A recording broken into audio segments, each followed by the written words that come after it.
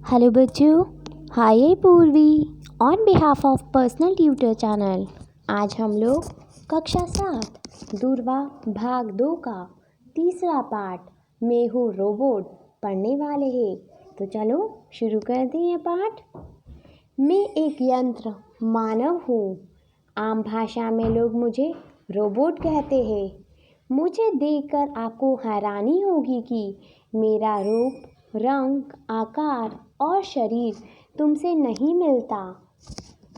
फिर भी मैं तुम्हारे जैसे बहुत से काम कर सकता हूँ, और वे भी जो तुम नहीं कर सकते। मेरा शरीर हाड़ मांस का नहीं, बल्कि लोहा, इस्पात और प्लास्टिक से जा और उंगलियां हैं। लेकिन मेरे ये सभी अंग धातुओं से बने हैं। मतलब ये सारी चीज़ें आयरन से बनी हुई हैं। निर्जीव होते हुए भी मेरे सब अंग तुम्हारी ही तरह काम करते हैं। मतलब मैं एक नॉन लिविंग थिंग हूँ, मैं रोबोट हूँ, फिर भी मेरे सारे पार्ट्स तुम्हारी तरह, इट मीन्स ह्यूमंस की तरह वर्क करते हैं। मैं चल सकता हूँ, उछल सकता हूँ और कूद भी सकता हूँ। तुम्हारी तरह अपने हाथों और उंगलियों से मैं मशीन के पुर्जे फिट कर सकता हूँ, बोझा उठा सकता हूँ और ना जाने कितने काम कर सकता हूँ। तुम्हारे शरीर में शिराओं और धमनियों का जाल बिछा हुआ है। उनमें रक्त का प्रवाह होता रहता है। इसे रक्त से तुम्हें शक्ति मिलती है। लेकिन मेरे शरीर में तारों का जाल बिछा हुआ है, और इन तारों में खून की जगह विद्युत धारा बहती है। तो वो रोबोट बोलता है कि तुम्हारे शरीर में खून है, रक्त का प्रभाव पूरे शरीर में है जो तुम्हें शक्ति प्रदान करता है। लेकिन मेरे शरीर में तारे हैं जो कि मुझे बिजली से चलती है और जो करंट पास करके मुझे चलाती है। यह विद्युत धारा मुझे काम करने की शक्ति देती है। जो करंट मेरी बॉडी के अंदर चलता है वो मुझे किसी भी काम को करने की शक्ति देता है। तुम सोचते होगे कि मैं निर्जीव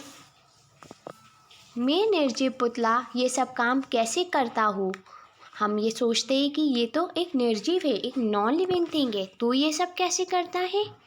काम करने के लिए मेरे पास मस्तिष्क है, लेकिन तुम्हारे पास मस्तिष्क से बिल्कुल अलग। काम करने के लिए मेरे पास भी दिमाग है, लेकिन तुम ह्यूमन बीइंग से बिल्कुल अलग। मेरा मस्तिष्क कंप्यूटर है। जो भी मुझे करना होता है उसके लिए मुझे कंप्यूटर आदेश देता है। उसी आदेश के अनुसार मैं काम करता हूँ। कंप्यूटर की स्मृति में वह सब संचित रहता है जो मुझे करना होता है। उस कंप्यूटर में वो सारी चीज़ें रहती है जो मुझे करनी होती है। तुम शायद विश्वास नहीं करोगे कि मैं देख सकता हूँ, सुन सकता हूँ, बोल सकता हूँ और छूकर अनुभव भी कर सकता हूँ। देखने के लिए मेरे पास आँखें नहीं हैं, बल्कि मेरे शरीर में कैमरे लगे हैं। मेरे कान तुम्हारे कानों से बिल्कुल भिन्न हैं। मेरे शरीर में लगा माइक्रोफोन ही सुनने का काम करता है। बोलने के लिए मैं गले और जीभ का सहारा नहीं लेता। मेरे शरीर में लगा लाउडस्पीकर बोलने का काम करता है। जैसे हम ह्यूमंस बीइंग बोलने के लिए गले और जीभ से का सहारा लेते हैं, वैसे ही मैं रोबोट अपने लाउडस्पीकर का सहारा लेता हूँ। छूने का बोध मुझे विशेष प्रकार के स्पर्श संवेदियों द्वारा होता है। कुछ भी हो, हूँ तो मैं तुम्हारा ही बनाया हुआ मशीन मानव। तो बोलता है कुछ भी हो, लेकिन बनाया तो तुम मानव ने ही है मुझे। दरअसल मैं तुम्हारा सेवक हूँ, लेकिन मेरे जैसा सेवक तुम्हें कहीं मिल नहीं सकता। मैं भूखा प्यासा, बिना कुछ खाए पिए, सर्दी और गर्मी में बिना थके और बिना उबे अकेला ही काम करता रहता हूँ। तुम जब तक चाहो मुझसे काम ले सकते हो। काम करवाने के लिए मुझे बर्फीले ठंडक में भेज दो या पसीना लाने तेज गर्मी में, मैं दोनों जगह एक जैसी गति से काम कर सकता हूँ। जैसे हम ह्यूमन बीइंग्स को गर्मी में सूरज के नीचे गर्मी लगती है और ठंड में बहुत ठंड लगती है, लेकिन ये रोबोट बोलता है कि मुझे किसी भी मौसम में भेज दो, मुझे कोई फ़र्क नहीं पड़ता, मैं सेम गति से सेम स्पीड से काम करता हूँ। इतना ही नहीं, मुझसे तुम किसी गंदे विषैले और विषम वातावरण में काम ले सकते हो। मैं बिना चू चपड़ किए तुम्हारा काम कर सकता हूँ। मैं तो तुम्हारा ऐसा आज्ञाकारी सेवक हूँ जो बिना हिचक और विरोध से काम करता हूँ। मतलब मैं बिना मना किए भी वो काम कर दूँगा, मैं कभी किसी काम के लिए मना नहीं करूँगा। मैं अकेला ही 20-25 मज़दूरों के बराबर काम कर सकता हूँ। अब मैं तुम्हें उन कामों के विषय में बताता हूँ जो कोई भी हाड़ मास से बना मजदूर नहीं कर सकता, लेकिन मैं कर सकता हूँ। तो बोलता है कि अब मैं ऐसे काम बताऊँगा जो कोई नहीं कर सकता, लेकिन मैं वो सारे काम कर सकता हूँ जो कि 20-25 मज़दूर मिलकर करते हैं, वो काम मैं अकेला कर सकता हूँ। मैं सुलगती हुई भट्टी में हाथ डालकर लोहे की तपती हुई लाल सलाखों को अपने हाथ से पकड़ सकता हूँ। ऐसा करने पर मेरा हाथ नहीं जलता। यदि किसी भवन में आग लग जाए तो मैं बिना डरे और घबराए आग बुझाने के लिए उस भवन में प्रवेश कर सकता हूँ। मतलब अगर किसी जगह पर आग लग जाती है तो मुझे जलने का डर नहीं है, क्योंकि मैं डरूंगा नहीं और ना ही जलूंगा, तो मैं बिना डरे उस भवन में घुस सकता हूँ। वहाँ फंसे लोगों की जान भी बचा सकता हूँ। मुझे कितने ही गहरे समुद्र में डुबा दो, उसकी तलहटी पर पहुंचकर तुम्हारी किसी भी खोई हुई वस्तु को ढूंढ कर ला सकता हूँ। मतलब कितना भी नीचे समुद्र क्यों ना हो, मैं वहाँ तक जाकर भी कोई भी चीज़ ढूंढ कर ला सकता हूँ। कुछ वर्ष पहले तुमने मेरी ऐसी ही बहादुरी की कहानी पढ़ी भी होगी, जब कनिष्ठ नामक विमान दुर्घटनाग्रस्त होकर सागर में डूब गया था, तो वह मैं ही था जो उसके मलबे को समुद्र की तलहटी से बाहर निकाल कर लाया था। मनुष्य अपनी बुद्धि के बूते पर चंद्रमा की सतह पर जा पहुंचा है। मैं ही उससे पहले चंद्रमा की सतह पर जाकर वहां की मिट्टी खोद कर लाया था। मतलब मनुष्यों से पहले मैं रोबोट चांद तक गया हूँ और वहाँ से मिट्टी खोद कर लाया हूँ।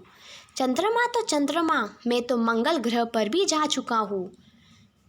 वाइकिंग प्रोब में जो मंगल ग्रह के अध्ययन के लिए अमेरिका ने भेजा था, उसमें मैं ही था।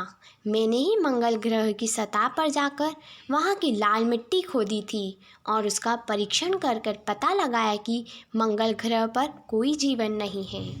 तो मैं ही सबसे पहले मंगल पर गया था, जहाँ मैंने लाल मिट्टी देखी और ये बताया कि मंगल ग्रह पर किसी का जीवन संभव नहीं है।